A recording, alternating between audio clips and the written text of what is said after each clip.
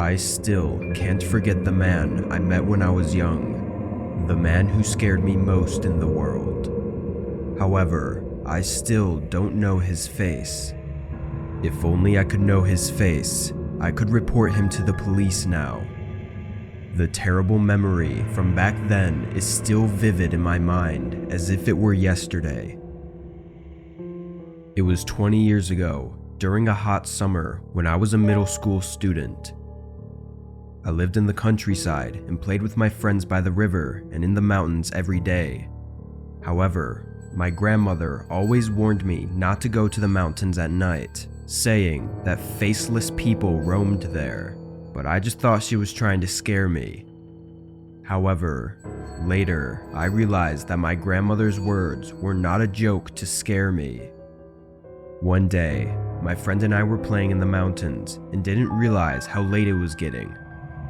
As it got dark, we hurried back home, but got lost on the way. We panicked and wandered around for a while, but then I saw a man approaching us. At first I felt relieved to see him, but the closer he got, the more uneasy I felt. He asked us what we were doing there, but I got chills because his lips didn't move when he spoke. After a moment, I realized he was wearing a mask. But it wasn't a mask. It was made of someone else's facial skin.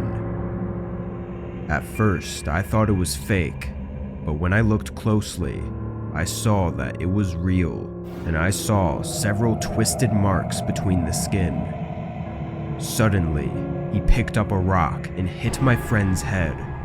My friend fell, and the man pulled out a knife and started to cut off my friend's facial skin. I heard my friend screaming in pain. I ran away, screaming like crazy without looking back. I didn't know where I was going and just jumped down, running towards the bottom. When I looked back, he wasn't chasing me. He was only focused on peeling my friend's facial skin. I ran further away and looked back, and he was holding my friend's skin in his hand. At that moment, I saw his real face. He grinned at me and shouted, "Come here, want to try wearing the mask?" I saw his mouth moving, but I couldn't see his features clearly from that distance. I wanted to get closer and see his face, but I was afraid I would die. I ran away again, as if going insane. After running for a while, I came back to my senses and realized that I was down the mountain. I ran back home, crying, and told my mother, who reported it to the police. The police soon arrived at the mountain and found my friend's body with his facial skin removed, but they never found the culprit. When the police asked me if I saw his face, I said yes, but it wasn't his real face. The police searched for him, but they never found him.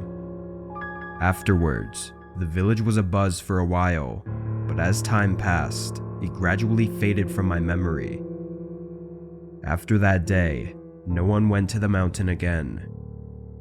Time passed, and I moved to the city and lived a normal life as an office worker, burying the terrible memory in my mind. But sometimes, I still think about that day and try to remember his face. I try my best to recall the man's face from my memories, but I just can't seem to see it. I've struggled to remember his face with all my might, sweating profusely, but it was always a failure. So, I am still in doubt tonight as I drift off to sleep. Who was he really? If only I had gotten closer to him back then, could I have seen his face?